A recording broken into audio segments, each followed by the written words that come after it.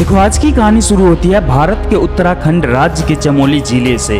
हिमाचल की ऊंची ऊंची बर्फीली चोटियों के बीच समुद्र तल से लगभग 16,500 फीट की ऊंचाई पर एक छोटी सी झील मौजूद है। देखने पे यह झील बिल्कुल शांत और साधारण लगती है, लेकिन इस शांत से दिखाई देने वाली झील के नीचे सदियों से एक ऐसा रहस्य छिपा हुआ है जिसने पूरी दुनिया के वैज्ञानिक, इतिहासकारों और खोजकर्ताओं को वर्षों से सोचने पर मजबूर कर दिया है। इस झील का नाम है रूपकुंड। पूरी दुनिया इसे स्केलेटन लेक के नाम से जानती है, यानी कंकालों की झील के नाम से जानती है। हर साल जब यहाँ की बर्फ पिघलती है तो यहाँ पानी नहीं बल्कि इंसान की खोपड़ियाँ दिखाई देती है, इंसानों की हड्डी और सैकड़ों कंकालों दिखाई देने लगती है। इसी सवाल को जानने के लिए हमें जाना होगा कई साल पीछे, क्योंकि रूपकुंड का रहस्य सिर्फ एक झील की कहानी नहीं है बल्कि इतिहास के उस भूले हुए अध्यात्म की कहानी है जिसके कई पन्ने आज भी अधूरे हैं। ये बात है सन 1942 की, जब पूरी दुनिया दूसरे विश्व युद्ध में उलझी हुई थी।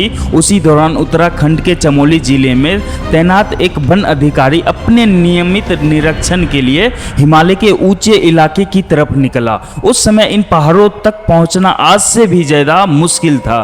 कई दिन तक पैदल चलना पड़ता था, बर्फ से ढके रास्ते को पार करना पड़ता और मौसम का कोई भरोसा नहीं होता था। लेकिन उस दिन उस अधिकारी को बिल्कुल भी अंदाजा नहीं था कि वो ऐसा खोज करने वाला है जो आने वाले कई दशकों तक दुनिया के सबसे बड़े रहस्यों में गिनी जाएगी। जब वो रूपकुंड झील के पास पहुंचा तब गर्मियों की शुरुआत थी और झील की जमी हुई बर्फ धीरे धीरे पिघल रही थी। पहले उसकी नजर पानी के अंदर कुछ अजीब चीजों पे पड़ी। शुरुआत में उसे लगा कि शायद ये पत्थर होगा, लेकिन जैसे ही वो थोड़ा और करीब गया उसके कदम वहीं पे रुक गए थे, क्योंकि पानी के अंदर इंसानों की खोपड़ी दिखाई दे रही थी। उस समय किसी के पास इस घटना का कोई जवाब नहीं था।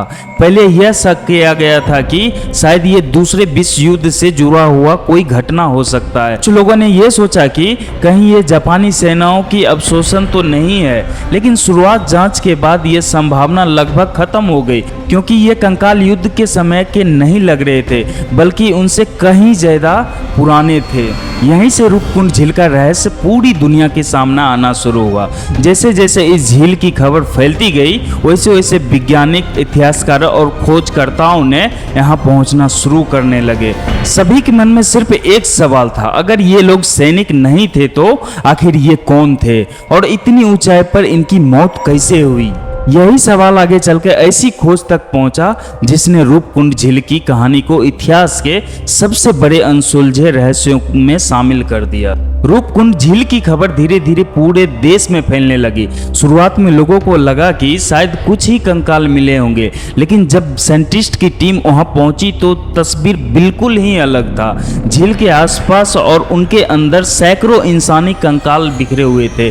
कुछ कंकाल लगभग पूरे थे जबकि कुछ समय के साथ टूट चुके थे। उनके साथ लकड़ी की लाठियां थी, चमड़े की चप्पलें थी और गहने के टुकड़े हुए रोजमर्रा में इस्तेमाल होने वाली कुछ चीजें भी मिली। इन सबको देखकर एक बात साफ हो गया कि ये लोग किसी न किसी यात्रा पर निकले थे, लेकिन वो यात्रा कहाँ से शुरू हुई थी और उसका मकसद क्या था, इसका जवाब अभी भी किसी के पास नहीं था। इसके बाद इन कंकालों को अलग अलग प्रयोगशाला में भेजा गया। साइंटिस्ट ने उनकी हड्डियों की जांच की, उनकी उम्र का पता लगाने की कोशिश की और यह समझने का कोशिश किया कि आखिर उनकी मौत कैसे हुई। शुरुआत में कई अलग अलग अनुमान लगाए गए। किसी ने कहा कि शायद ये लोग बर्फीले तूफान में फंस गए होंगे।